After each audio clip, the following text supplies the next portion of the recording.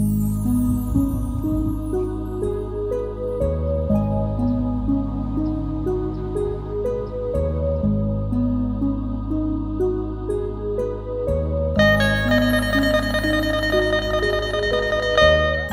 นี้คือใบยาสูบพี่น้องอยู่ทางเขตนี่เขาจะบริสุทธิ์ยาสูบเป็นกอกเพิ่นห้องสลาอย่างก่อนนี่สลากวนโอ้สลากวนแม่นอันนี้คือลวดลายติบเขาเพิ่นติบเขาเพิ่นนี่จะเป็นลวดลายแบบบ่คือกันกับข้างบ้านเฮาได้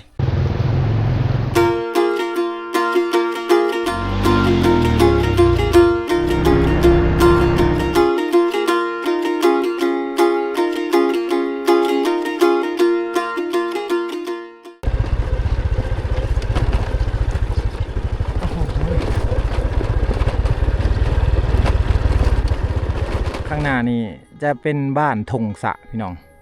เป็นหมู่บ้านดั้งเดิมของชนเผ่าตะโอ้ยอยู่ในเขตทงกาป่าแปลกเนาะเดี๋ยวบ่โนดกับเบาคุยจะพาเพื่อนพี่น้องไปเบิ่งบรรยากาศหมู่บ้านเพิ่นพี่น้องหมู่บ้านเพิ่นนี่ตั้งอยู่ในตีนภูเนาะ360องศาเป็นบรรยากาศภูสูงพี่น้องเอ้ยเป็นบรรยากาศภูสูงเลยได้อยู่ทางเขตนี้เฮือนอยู่ทางเขตนี้มีเฮือนทรงเก่าแน่มีเฮือนทรงใหม่แน่พี่น้องที่ว่าปนเปกันไปเดี๋ยวเขาไปติดตามรับชมไปนำกันเด้อพี่น้องนี่คือภาพมุมสูงบ้านทงสะพี่น้องบ้านทงสะนี่เป็นหมู่บ้านที่ว่าใหญ่คุ้มใหญ่เติบพี่น้องเนาะพี่น้องตอนนี้บ่าวโนดก็บอกคุยมาฮอดบ้านทงสะเลยพี่น้องเนาะบ้านทงสะก็เป็นหมู่บ้านหนึ่งที่ว่าอยู่ในเมืองตะโอยแขวงชาละวันพี่น้องเป็นบ้านผู้สูงพี่น้องเวลาเพิ่นปลูกเงินปลูกซานมันจะปลูกอยู่ในหัวภูเนาะแต่ก็เลี้ยนกันลงไปสับล้าพุ่นพี่น้องเห็นบ่ทางหน้านี่เนาะแต่ว่าหมู่บ้านนี้จะมีไฟฟ้าแล้วพี่น้องแต่ว่าจะบ่มีสัญญาณโทรศัพท์เด้อทางนี้เนาะมีแต่ไฟฟ้าน้ำประปาบ่มี อันนี้ก็คือเขาไห้เพิ่นพี่น้องเนาะเขาไห้ส่วนหลายทางเขตนี้เนี่ยเขาจะเฮ็ดไห้เอาช่วงนี้อากาศเปลี่ยนแหละพี่น้องฝนบ่มีแล้วเพิ่นก็สิมาตากเขาไว้ในหน้าบ้านเอามองกลางไว้ย่านไก่ไปเขี่ยพี่น้องเนาะนี่คือเฮือนเพิ่นพี่น้องเลยเนาะเฮือนซานเพิ่นเห็นบ่เฮือนซานเขตนี้จะเป็นเฮือนซานที่ว่าเฮ็ดด้วยไม้พี่น้องเนาะเฮ็ดด้วยไม้ทั้งหมดเลยเป็นเฮือนแบบทรงค่ายคือกันหมดเลยได้เขาเฮ็ดเฮือนเนาะเป็นเฮือนไม้บูฮานพี่น้องเนาะหายากแล้วเฮือนแบบนี้อยู่ในเขตในเมืองเฮานี่จะบ่มีพี่น้องส่วนหลายคนในเมืองเฮานี่มักเอามาเฮ็ดอันนั้นเป็นบ้านพักเป็นโฮมสเตย์ต่างๆพี่น้องหรือว่าใครมีเฮือนสวนเนาะมีสวนกว้างๆไปเฮ็ดเฮือนเป็นไม้แบบ4ไว้พี่น้องเนาะเป็นผู้เฒ่าเขาเจ้ามักเฮ็ดพี่น้องเอ้ยเนาะเฮือนไม้แบบนี้นี่หลังนี้ก็คือกันพี่น้องเห็นบ่เฮือนไม้เขาเจ้าจะเป็นเฮือนทรงเดียวกันพี่น้องเนาะเวลาที่เขาเฮ็ดเฮือนเฮ็ดซ่านนี่เฮือนทั้งนี้เนี่ยจะทาสีเป็นสีไม้คือเฮือนซ่านเนี่ยจะเป็น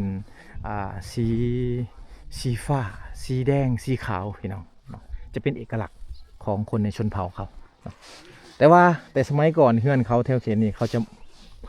มุงหญ้าพี่น้องจะมุงหญ้าเนาะแต่ว่ามาในปัจจุบันเนี่ยเขาจะอันนั้นแล้วมุงกระเบื้องมุงสังกะสีแหละพี่น้องเนาะโอ้เงินซานเขาจะคักเลยพี่น้องเงินซานเขานี่คักขนาดตัวนี้จะเป็นเหล่าเขานี่เป็นเหล่าไม้เลยไม้ส่วนหลายที่เขามาเห็ดเงินอยู่ฝั่งนี้จะเป็นไม้แปลกพี่น้องหรือว่าไม้สนนั่นเองเนาะตอนช่วงตะกี้เนี่ยมันยังเป็นป่าสงวนชาวบ้านเขาจะตัดมาแล้วเอามาเห็ดเป็นเฮือนเป็นซ่านพี่น้องเนาะพุ่นเขาแนมลงไปพุ่นเนี่ยจะเป็นเฮือนเต็มอยู่เนาะเฮือนนั่นก็เป็นเฮือนไม้ทั้งหมดเลยพี่น้องเนาะน่าสนใจทางเขตนี้เฮือนกระเจ้านี่อยู่ทางนี้เนี่ยแม่นเขาจะบ่ได้ขี่ซาซ่ายอะไรพี่น้องเนาะเขาจะมีห้องน้ำแล้วทางเขตนี้นะจะมีห้องน้ำแล้วโอ้เฮือนซานเป็นคักขนาดเลยพี่น้องเนาะคักขนาดเลย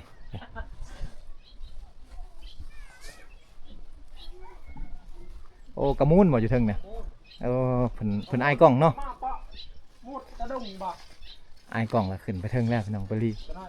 ทางเฮือนซานเขตนี้จะอยู่ผู้สูงฉะนั้นเขาจึงจะเฮ็ดได้ให้พี่น้องจะเป็นเขาให้เขาเป็นเม็ดตุ้มใหญ่ๆอันนี้คือใบยาสูบพี่น้อง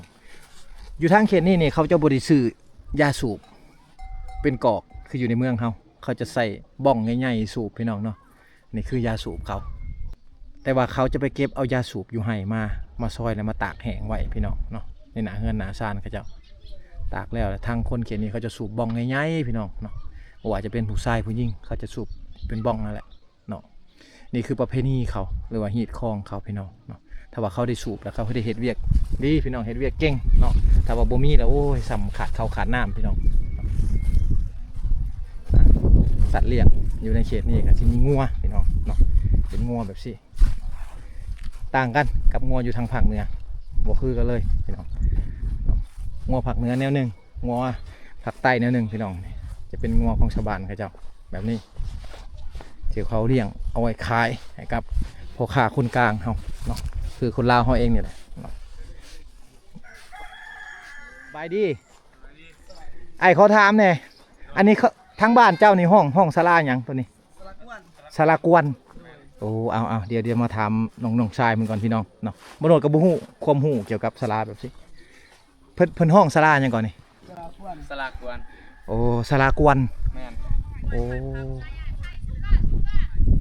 ตัวนี้นี่แม่นเขาเจ้าจัดงานแหละเขาเจ้ามาจัดอยู่นี่ป่ะแม่นเขาจัดงานอย่างอยู่นี่งานบ้านงานวานเสิร์ฟหมู่บ้านนะงานหมู่บ้านโอ้ประมาณเดือนไหนเขาจัดเดือนเป็นปีเขาจัดโอ้ปีละเทื่อแม่นประมาณเดือนไหนหูบ่วันที่จัดบ่นะฮอนมือฮอนยามแล้วเขาแจ้งเองเนาะเขาบอกกันเองเนาะแต่ละบ้านนี่ต้องมีเนาะศาลากวนนี่บ้านทงกระไตก็มีโอ้ทงกระไตก็มีพี่น้องผสมก็มีไตมีศาลากวนก็เฮาก็จัดจัดคือกันจัดมือเดียวกันอีกมันบ่แม่นไปนี่เลยเฮาเซิร์นพอเขานะเซิร์นศาลากวนหั่นเฮาก็เซิร์นเขาเซิร์นมานำกันบ้านใดที่ว่ามีศาลากวนพี่น้องชาวบ้านเขาจะเชิญกันมาเนาะเชิญกันมาร่วมงานแม่นจะเพิ่นจะเฮ็ดในใดเนี่ยเพิ่นมีขางัวขาสัตว์บ่มีควายขาควายโอ้มีควายมีไก่มีเป็ดมีหมูโอ้ประมาณจักมื้อเพิ่นจัดงานกินอยู่นี่กันแล้วบ่ว่าเพิ่นกินน่ะจักมื้อเดียวมือเดียวแล้วเลยนี่เนาะเต็มอยู่นี่เนาะเดินนี่เนาะคือชิม่วนเนาะตอนนั้นเนาะเอาวันโนดกับบุหูวันที่กันพี่น้องแต่ว่าประมาณท้ายปีเนาะเพิ่นจัดเท่านึงขอบอกขอบใจเด้อน้องชายเด้อนี่คือน้องชายเพิ่นที่อยู่ในบ้านพี่น้องเนาะอันนี้คือศาลากวนนี่จะมีหลายหมู่บ้านที่ว่ามีขึ้นพี่น้องเนาะจัดงานทุกๆปีจะคือกับงานปีใหม่เฮาได้เนาะเขาได้เนาะเอาเดี๋ยวบโนดจะเขามาถ่ายทำให้พ่อแม่พี่น้องได้เบิ่งโอ้มีลวดลายอีกเนาะอันนี้เป็นจัดขึ้นมาพี่น้องจะมีลวดลายอันนี้คือลวดลายอันเผาตะโอ้ยบ่ทางนี้โอ้ถ้าลวดลายเผาตะโอ้ยพี่น้องคันไดขึ้นแต่สีเลยเป็นไม้หนาๆเลยได้ จัดงานอยู่ตลอด เอานี่คือเพิ่นจะเขียนใส่ว่ายินดีต้อนรับแขกที่มาเยี่ยมยามเนาะทุกท่านพี่น้องยินดีต้อนรับ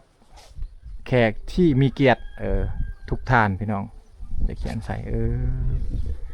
เป็นศาลากวนพี่น้องอยู่วางนี่อาจจะเป็นวางที่ว่าเพิ่นเอาวงดนตรีมาใส่พี่น้องเป็นวงดนตรีพื้นบ้านเนาะแต่ก่อนจะมีข้องพี่น้องเลยเนาะมีกองเนาะตีอ้อมศาลากวนนี้เวลาเพิ่นนั่นพี่น้องเวลาเพิ่นเฮ็ดงานเนาะ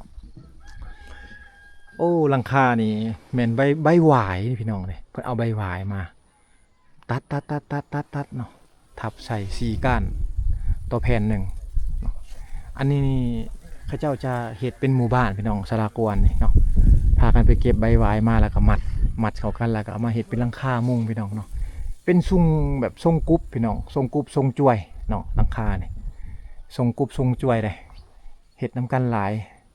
หมู่บ้านเลยเฮ็ดน้ำกันเนาะอยากคล้ายๆกับอยู่ทางเมืองดักจึงพี่น้องเนาะทางเมืองดักจึงก็คือกัน ตัวอ้อมๆเป็นไม้อ้อมแบบซี่นี่จะเป็นไม้หวายพี่น้องเนาะเป็นก้านหวายโอ้ก้านหวายบักใหญ่ๆเลย มีการหวายแหน่มีไม้เนื้อแข็งแหน่พี่น้องเอ้ยที่ว่าเพิ่นเฮ็ดอยู่ในนี้เนาะนี่คือศาลากวนของไทบ้านเขาเจ้าเป็นวางที่ว่าเขาเจ้าจัดงานบุญประจำปีเนาะจะเป็นเหล้าเขาอยู่ทางนี้จะเป็นเหล้าไม้ที่ว่า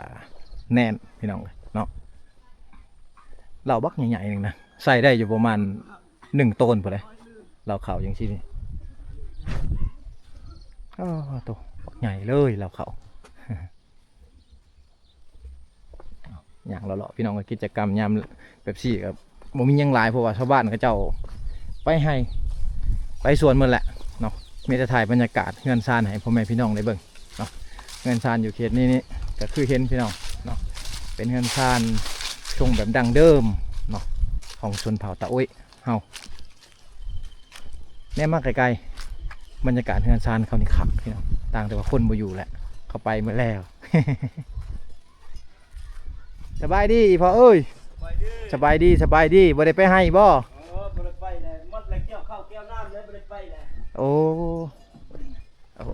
ขอขึ้นไปเทิงเฮือนหน่อยเด้อ จ้าเอาขึ้นเฮือนเพิ่นก่อนพี่น้อง น้อย ขึ้นเฮือนขึ้นซ่านเพิ่นก่อนโอ้อันนี้เฮือนโอ้กำลังสานทิพเขา สั่นติดเข้าเลย เอาขึ้นไปเบิ่งเพิ่นสานทิพเขา เพื่อนเอาเอง โอ้เป็นหยังเนาะ นี่ก็บ่ได้นั่นหรอกมันเฮพังเลย โอ้ ลูกชายบ่นะ บ่ลาน หลาน อืม พี่น้องนี่ก็คือเพิ่นกำลังสานทิพเขาเอาไม้หยังมาสานนี่ ก็ไม่พุ่งนั่นแหละ ไม้พุ่งบ่โอ้ประมาณจักมือแล้วเจ้าสาน อันนี้บ่ก็มือเดียวแล้ว โอ้สานมือเดียว แล้ว ใกล้สิแล้วเนาะ ก็สิแล้วก็บ่ฮอดมือเลยนะคันซ่านนี่ลีก็บ่ฮอดมือนะ ประมาณหรือว่า 4-5 ชั่วโมงมันได้คันซ่านนี่ แล้วแม่นบ่ แล้ว คันว่าจัดใหม่ไว้เนาะ จัด เบิ่ง ไปไว้ เฮาขอจับเบิ่งนี่เฮาขอจับเบิ่งนี่ลวดลายมันพี่น้องอันนี้คือลวดลายติบเขาเพิ่นติบเขาเพิ่นนี่จะเป็นลวดลายแบบบ่คือกันกับทางบ้านเฮาได้เพิ่นเฮ็ดเป็นลวดลายทางชนเผ่าตะโอยเลยงามเนาะลวดลายทางนี้ ชานประมาณ 3-4 ชั่วโมงก็แล้วเพิ่นว่าพี่น้องติบหนึงอันนี้นี่เห็นบ่ต่างครับต่างคำเฮาใดบ่คือเขาขายในตลาดพี่น้องต่างกัน แม่ต่าง ปานีดขนาดเนาะเครื่องหัตถกรรมเจ้านี่ นั่น เพิ่นเฮ็ดปานีดขนาดเลยพี่น้อง นี่ของนี่ตัวติ้วเลยใส่นี่บ่ โอ้ ได้ใส่ตัว ให้มันเป็นซับสีกันไป สับสีให้ครับ ติบเข่านี่ใช้ได้จักปีติบหนึง คัน ทาง ใส่ได้นี่ก็3 ปีนั่นแหละ โอ้ ติดเขานี่ 3 ปี คันว่าหมดบ่เจาะได้ หมดก็บ่เจาะบัดไม้สั่งก็บ่ได้ไปกัดไปนั่นนั่นได้ ใช้ได้ประมาณ3 ปีเนาะ 3 ปี ทนขนาดบ่ได้ทาสีบ่ได้ทาหยังเนาะปะเลยสานแล้วเอาไปค้างไฟไว้ แม่นแหละ แล้วมันจะเป็นสีแบบเข้มๆเนาะงามเนาะบัดนี้เนาะ งามสีมันเองเลย สีมันเองเลยพี่น้องสีธรรมชาติเขาขอถามหน่อยงานสลากวนนี่เพิ่นจัดวันที่เท่าไหร่ประมาณเดือนใด ก็สละกวนนี่แบบ อันนี้แหละอิงตามมันเป็นนั่นแบบมีเวลาเขาอย่างนั้นได้คันบอกว่าปีเขาเฮ็ดก็เฮ็ดปีบ่ได้เฮ็ดก็มี โอ้ ปีนี้จักเขาสิเฮ็ดหรือบ่เฮ็ดถ้าปีกายนี่ยังบ่ได้อันนั้นนะ ยังบ่ทันได้เฮ็ดคือกันแม่นบ่ มันบ่เป็นอันนั้นนะแบบว่าบ่มีบอลนั้นเขาสินัดได้นะ โอ้บ่มีมือ บ่มีมือ บ่ถึกมือ บ่ถึงมือหรือว่ามือนี้หรือว่าเดือนนี้เดือนนั้นก็เขาบ่ได้นัดบ่ได้นะ โอ้ ในนั้น ถ้าว่าปีนี้มืองามยามดีแหละเขาจึงนัด จ้า เนาะจึงเฮ็ดเนาะ จ้า จักบ้านมาเฮ็ดนำกันอยู่นี่ มีแต่บ้านเดียวนี่แหละ บ้านเดียวแล้วก็เชิญหมู่บ้านอื่นมานำ เสิร์ชนะคนทางอื่นนั่นบ้านทางอื่นมา บ้านที่มีสลากวนหั่น บ้านนั้นมีสลากวน เชิญมาจัดงานนำกัน จัดงาน ม่วๆ กันอยู่นี่อยู่สลากวน พี่น้องทบิดบ่โนดก็คิดว่าเพิ่น เออ มีมื้องามยามดีแล้วสิจัดทุกๆปีแท้บ่แม่นเนาะ บ่ ดนๆน่ะจัดเทื่อนึง ในนั้นเลย โอ้บ่มีโอกาสที่ได้มาถ่ายให้พี่น้องได้เบิ่งเลยถ้าว่าเพิ่นจัดทุกปีนี่ยังมีโอกาสที่จะมา แม่น ถ่าย แล้ว ทำให้พี่น้องได้เบิ่งเนาะ เป็นงานที่ว่าใหญ่ของชนเผ่าตะโอ้ยก็งานใหญ่และคันงานในนั้นน่ะงานสระกวนนี่ก็งานใหญ่นั่นแหละกินหมดมื้อเลยแมันบ่ตีกลองทึมบ่แม่นนั่นแหละตีกลองนำเนาะตีกลองนำแล้วประมาณว่า3มื้อแล้ว3มื้อแล้ว3มื้อเต็มๆคันกายนั่นก็ยึดเลยได้อ้าวอันนี้คือความรู้เด้อพี่น้องเนาะที่ว่าบ่โนดมาถ่ายทอดให้พี่น้องได้เบิ่งขอขอบใจเด้อพ่อเด้อโดยเอาตามสบายเลยโดยนี่คือน้องๆอยู่ในหมู่บ้านพี่น้องอยู่บ้านยังก็พออันนี้บ้านทงสะเนาะบ่โดนก็ลืมพี่น้องเมื่อกี้นี่ก็บ้านทงสะเนาะน้องๆเพิ่นบ่ได้ไปโรงเรียนเบิ่งไอ้เบิ่งแน่อันนี้คือต้นแปลกใบแปลกน้องเพิ่นเก็บมาลิ้นพี่น้องเนาะเป็นใบแปลกกินบ่ขนมมีขนมได้เบิ่งสิกินให้เบิ่งก่อนจังได๋บ่กล้ากินได้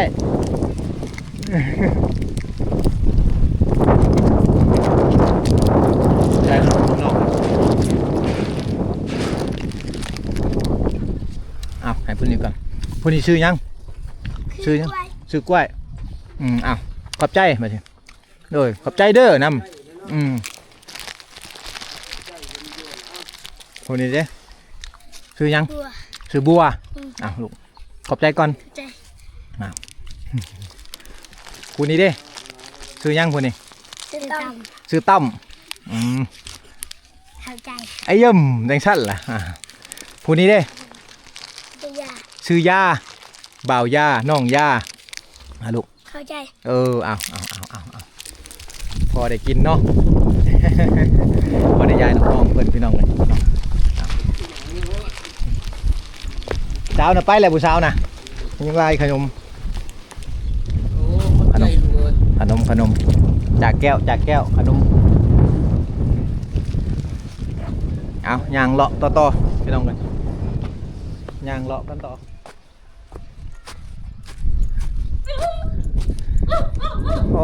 เฮือนหลังนี้พี่น้องเฮือนหลังนี้เพิ่นเอากระปางระเบิดมาเฮ็ดเป็นเสาเพิ่นคั่วไหนนี่เห็นบ่จะเป็นกระปางระเบิดแต่สมัยสงครามโฮจิมินห์เฮาจะพบเห็นหลายในชนบทลาวเฮาจะมีหลายพี่น้องนี่เป็นกระปางระเบิดเลยทั้ง6เสา1 2 3 4 5 6พี่น้องเนาะนี่จะเป็นกระปางระเบิดทั้งหมดเลยเนาะที่ว่าเพิ่นเอามาใส่เห็ดเฮือนเห็ดซ่านพี่น้องใส่ได้60-70 ปีบ่มีปัญหาพี่น้องกระปางระเบิดแบบนี้เนาะ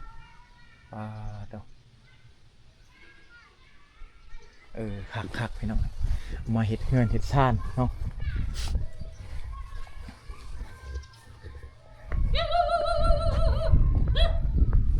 ช่วงนี้กิจกรรมมียังหลายเด้อพี่น้องส่วนคนในชนเผ่าเขาก็ไปเปียกไปงานหมดแล้วเนาะ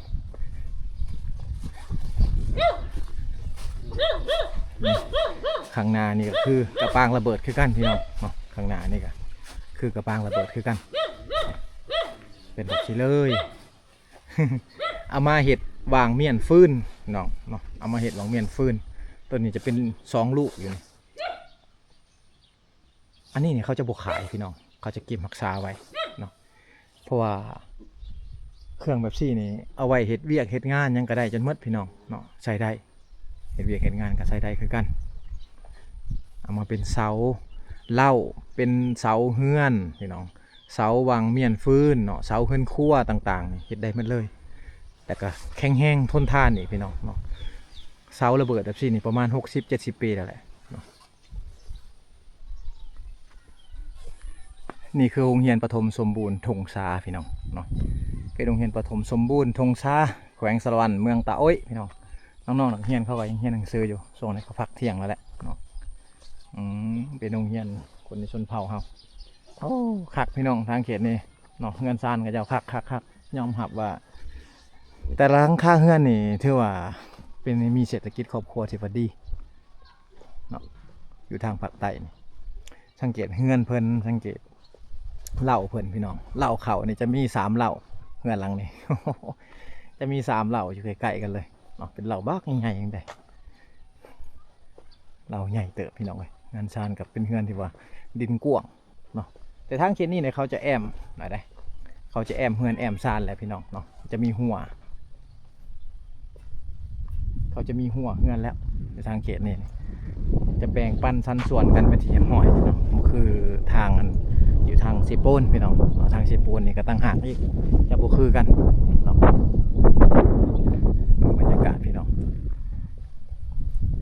ถือว่า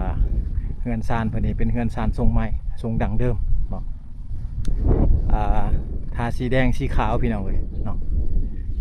ตัวงามขนาดเลยเฮือนซานในเขตนี้ยอมรับว่าเป็นเฮือนใหม่แบบดังเดิมของคนลาวเฮาทางเขตในเมืองเฮานี่มันบ่มีแล้วพี่น้องแบบซี่เนาะอยากได้แบบซี่นี่ยาก ไม้นี่ราคาสูงพี่น้องราคาแพงหลายคิดไรไปคิดไรมานี่ราคาแพงกว่าอันนั้นราคาแพงกว่าดินบล็อกดินจีพี่น้อง